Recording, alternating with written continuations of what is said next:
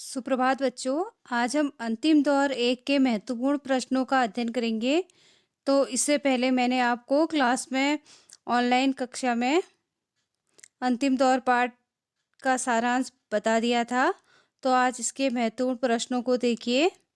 अब प्रश्न नंबर 1 है, भारत कैसी दृष्टि से अंग्रेजों का पुछल्ला बना। अब पुछल्ला का अर्थ होता है पीछे चलने वाला। जैसे भारत जो हमारा देश है, उसका शासन यहाँ का व्यक्ति न करके बाहर के देश का व्यक्ति कर रहा था, बाहर का देश कर रहा था, बाहर से यहाँ का शासन चल रहा था। इसलिए यहाँ पर बाहर के देश के अर्थात इंग्लैंड के ही नियम कानून लागू हो रहे थे। इसलिए जो हमारा देश भारत है वो राजनीतिक और आर्थिक दृष्टिकोण से अंग्रेजों का क्या बना था? पुछल्ला बना था। अंग्रेजों के इच्छा अनुसार चलने वाला बना था। अब प्रश्न नंबर 2 है, कैपिटेशन चार्ज किसे कहा जाता है। अब जो कैपिटेशन चार्ज होता है, जो भारतीय जो सैनिक होते थे या किसान वर्ग होता था, उनको इंग्लैंड में जो ब्रिटिश सेना थी, उनके एक हिस्से के जो उनका सैनिक प्रशिक्षण चलता था, उसके एक हिस्से के प्रशिक्षण का खर्च उठाना पड़ता था। अब जो ये राशि अर्थात जो ये पैसा भारत के लोगों से वसूल किया जाता था, उसी को वो लोग कैपिटेशन चार्ज कहते थे। इसी प्रकार प्रश्न 3 है, अंग्रेजों ने भारतीयों को शिक्षित करना प्रारंभ क्यों किया। अब जो अंग्रेज थे, उन लोगों ने ब्रिटिश सरकार अपनी बढ़ती अर्थव्यवस्था को चलाने के लिए उन लोगों को कुछ पढ़े लिखे लोगों की ज़रूरत थी, और जैसे क्लर्क वगैरह की आवश्यकता थी उन लोगों को।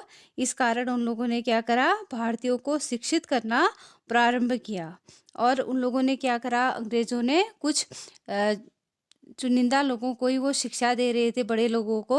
उनका कहने का अभिप्राय क्या था, शिक्षा कुछ लोगों को ही देते हैं जो चुने गए लोग हैं, बाकी लोगों को तक शिक्षा क्या हो जाएगी, धीरे धीरे उनके द्वारा ही पहुंच जाएगी। इसलिए क्लर्कों की आवश्यकता के लिए ही उन लोगों ने भारतीयों को शिक्षित करना प्रारंभ किया। अब अगला है प्रश्न नंबर 4, 18वीं शताब्दी में बंगाल में अत्यंत प्रभावशाली व्यक्तित्व के रूप में किसका उदय हुआ। अब जो समाज सुधारक के रूप में बंगाल में अत्यंत प्रभावशाली व्यक्तित्व के रूप में राजा राम मोहन राय का उदय हुआ, जिन्होंने स्त्रियों के उत्थान के लिए बहुत सारे कार्य किए, जिसमें उनके द्वारा सती प्रथा का अंत करना बहुत ही महत्वपूर्ण कार्य था। राजा राम मोहन राय के प्रयास से ही भारत में सती प्रथा का अंत हुआ। अब अगला है प्रश्न नंबर 5, राजा राम मोहन राय की पत्रकारिता का संबंध किससे था। अब जो राजा राम मोहन राय थे वो एक सुधारवादी नेता थे, जिनको आप समाज सुधारक या सोशल वर्कर भी कह सकते हो। तो उनकी जो पत्रकारिता का संबंध था वह था सुधारवादी आंदोलनों से। अब प्रश्न नंबर 6 है, राजा राम मोहन राय की मृत्यु कहाँ हुई। अब जो राजा राम मोहन राय थे वो राजा की आज्ञा से ब्रिस्टल में गए, जहाँ पर उनकी मृत्यु हो गई। वहाँ पर वह एक पत्रकारिता के संबंध में गए थे राजा की आज्ञा से। अब प्रश्न नंबर 7 है, राजा राम मोहन राय ने किस प्रथा का अंत किया। जैसा कि मैंने आपको बताया, नारी सुधार के लिए जो राजा राम मोहन राय है, उन्होंने सती प्रथा का अंत किया था। इसी श्रृंखला में प्रश्न नंबर 8 देखिए, ब्रह्म समाज की स्थापना किसने की। अब जो ब्रह्म समाज था उसकी स्थापना भी राजा राम मोहन राय के द्वारा ही की गई। प्रश्न नंबर 9 देखिए, वेदों की ओर लौटो, यह नारा किसने दिया। अब जब अंग्रेज लोग अपनी शिक्षा को और अपनी संस्कृति को ही महान कह रहे थे, तो उस समय पे एक समाज सुधारक के रूप में स्वामी दयानंद सरस्वती का जन्म हुआ, उदय हुआ। तो उन्होंने लोगों को कहा कि आप वेदों की ओर लौटो, क्योंकि हमारे वेदों में सारा ज्ञान छिपा हुआ है। हमारी संस्कृति, हमारा ज्ञान, हमारा धर्म किसी से कम नहीं है। हमारा देश क्या है, महान है। हमारा देश प्राचीन काल से ही विश्व गुरु के रूप में पूरे संसार में जाना जाता है। इसलिए आप सभी क्या करो, वेदों की ओर लौटो, वेदों को जानने का प्रयास करो कि आखिर उसमें क्या शिक्षा दी गई है। इसी श्रृंखला में प्रश्न नंबर 10 देखिए, स्वामी विवेकानंद जी के गुरु का क्या नाम था? अब जो स्वामी विवेकानंद जी थे उनके गुरु का नाम था रामकृष्ण परमहंस, और उन्हीं की याद में स्वामी विवेकानंद जी ने रामकृष्ण मिशन की स्थापना भी की थी। अगला प्रश्न है प्रश्न नंबर 11, स्वामी विवेकानंद और उनके गुरु रामकृष्ण परमहंस की जीवनी किसने लिखी? अब जो स्वामी दयानंद सरस्वती थे, जो स्वामी विवेकानंद जी थे उनके गुरु रामकृष्ण परमहंस जी, और स्वामी विवेकानंद जी की जीवनी रोमैया रोला नामक एक उनके शिष्य के द्वारा ली गई, जो उनका एक अनुयायी भी था, जो स्वामी विवेकानंद और गुरु रामकृष्ण परमहंस के बताए गए मार्ग पर चला। प्रश्न नंबर 12 देखिए, स्वामी विवेकानंद जी का व्यक्तित्व कैसा था? अब जो स्वामी विवेकानंद जी थे वह रोबीले, शालीन और गरिमामय व्यक्ति के धनी थे, जिसकी वजह से सभी लोग उनसे क्या होते थे, आकर्षित हो जाते थे। और वह बहुत ही अच्छे एक दार्शनिक भी थे। वह जहाँ भी सभाएं करते थे लोग खिंचे चले आते थे। और स्वामी विवेकानंद जी जहाँ जैसे हमारे देश में और विदेशों में उन्होंने काफ़ी जगह पे शिकागो, अमेरिका, जर्मनी, जापान वगैरह में उन्होंने धर्म सभाएं की, और जो शिक्षा देने वाली सभाएं की, जहाँ पे लोग काफ़ी संख्या में आते थे और स्वामी विवेकानंद जी उनको शिक्षा देते थे। उनके द्वारा दी गई शिक्षा को सभी लोग सर्वमान्य मानते थे और उनको बहुत सारा धन भी देते थे, और इस धन का उपयोग स्वामी विवेकानंद जी भारतवासियों के सुधार के लिए करते थे। अब अगला प्रश्न है प्रश्न नंबर 13, स्वामी विवेकानंद जी की मृत्यु कितने वर्ष की अवस्था में हुई? अब जो स्वामी विवेकानंद जी थे उनकी मृत्यु 39 वर्ष की अवस्था में हुई।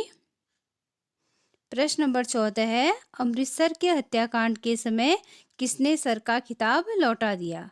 अब जो अमृतसर में जलियांवाला हत्याकांड हुआ था उस समय उससे दुखी होकर रविन्द्रनाथ टैगोर जी ने अंग्रेजों को सर का खिताब का अर्थ होता है उपाधि, या जो पुरस्कार के स्वरूप में दी जाती है उपाधि, उसको उन्होंने लौटा दिया रविन्द्रनाथ टैगोर जी ने सर के खिताब को। प्रश्न नंबर 15 देखिए, शांति निकेतन को भारतीय संस्कृति का प्रधान केंद्र किसने बताया? अब जो शांति निकेतन विश्वविद्यालय है उसकी स्थापना रविन्द्रनाथ टैगोर जी ने की थी, और उन्होंने ही उसको भारतीय संस्कृति का प्रधान केंद्र भी बनाया। अब प्रश्न 16 देखिए, याद रखो हिंदू और मुसलमान यह शब्द सिर्फ धार्मिक अंतर बनाने के लिए है, वरना सब लोग चाहे वह हिंदू हो या मुसलमान, यहाँ तक कि ईसाई भी जो इस देश में रहते हैं, इस दृष्टि से सब एक ही राष्ट्र के लोग हैं। अब जो ये पंक्ति है, उपरोक्त पंक्ति या कथन किसका है? अब जो उपरोक्त पंक्ति है वो महान धर्म सुधारक, समाज सुधारक सर सैयद अहमद खान जी का है। उन्होंने कही थी ये बात भारतीयों को समझाने के लिए। प्रश्न नंबर 17 है, भारतीय राष्ट्रीय कांग्रेस की स्थापना किस वर्ष हुई? अब जो भारतीय राष्ट्रीय कांग्रेस है उसकी स्थापना 1885 में एओ ह्यूम जी के द्वारा की गई। प्रश्न 18, ब्रिटिश शासन के समय भीषण अकाल भारत के किस हिस्से में पड़ा? तो जैसा कि आपको पाठ में बताया गया था, जो ब्रिटिश शासन था, इंग्लैंड का शासन, उनके समय में भारत के जो बंगाल प्रांत है वहाँ पर भीषण अकाल पड़ा था, जिसके परिणाम स्वरूप वहाँ के किसान क्या हो गए थे, आर्थिक बोझों के तले दब गए थे। उन लोगों को उस भयंकर अकाल के समय भी अंग्रेजों को कर चुकाना पड़ता था, जिसके कारण वह उधार ले लेकर आर्थिक रूप से क्या हो गए थे, कमजोर हो गए थे। आर्थिक बोझ के तले वो लोग पिस रहे थे, क्योंकि एक तरफ तो भयंकर अकाल पड़ा था जिससे उनकी फसल नहीं हो पा रही थी, दूसरी तरफ जो साहूकार लोग थे वो लोग उनसे मोटी रकम में कर वसूल कर रहे थे। प्रश्न नंबर 19 है, भारत का प्रथम स्वतंत्रता संग्राम किस वर्ष हुआ? अब जो हमारे देश का प्रथम स्वतंत्रता संग्राम है, जिसे आप फर्स्ट रेवोल्यूशन भी कह सकते हो, वह 1857 में हुआ था। अब यह जो स्वतंत्रता संग्राम हुआ था उसके निष्फल होने का कारण क्या था? एक तो इसकी कोई निश्चित तिथि न थी, क्योंकि उस समय इतने तकनीकी संसाधन विकसित नहीं थे। दूसरा, अंग्रेज़ों को इसके बारे में पहले ही भनक लग गई थी। उन लोगों ने भारतीयों को जगह-जगह पे इस क्रांति का दमन कर दिया और जो भारत के साहूकार और जमींदार थे, उन लोगों ने भी हमारे देश के लोगों का साथ नहीं दिया और जो हमारे देश के साहूकार जमींदार थे, उन्होंने अंग्रेज़ों का साथ दिया, जिसकी वजह से हमारे देश का प्रथम स्वतंत्रता संग्राम सफल नहीं हो पाया। प्रश्न 20 है, अंग्रेज जनरल जनरल ने किसे भारतीय विद्रोही नेताओं में सर्वोत्तम और सबसे बहादुर कहा? अब जो अंग्रेज जनरल है, उन्होंने झांसी की रानी लक्ष्मीबाई को भारतीय विद्रोही नेताओं में सर्वोत्तम और सबसे बहादुर कहा, क्योंकि वह बहुत ही वीरता के साथ अंग्रेजों से लड़ी थी। तो इसके उनके अतिरिक्त अन्य बहुत सारे लोग थे जिन्होंने 1857 की क्रांति में अपना महत्वपूर्ण योगदान दिया, जिनमें तात्या टोपे, नाना साहब, बहादुर शाह जफर, मंगल पांडे, इसी प्रकार अन्य नाम भी हैं। तो आज की कक्षा में इतना ही। आशा है आपको सारे प्रश्न अच्छे से समझ में आए होंगे। धन्यवाद।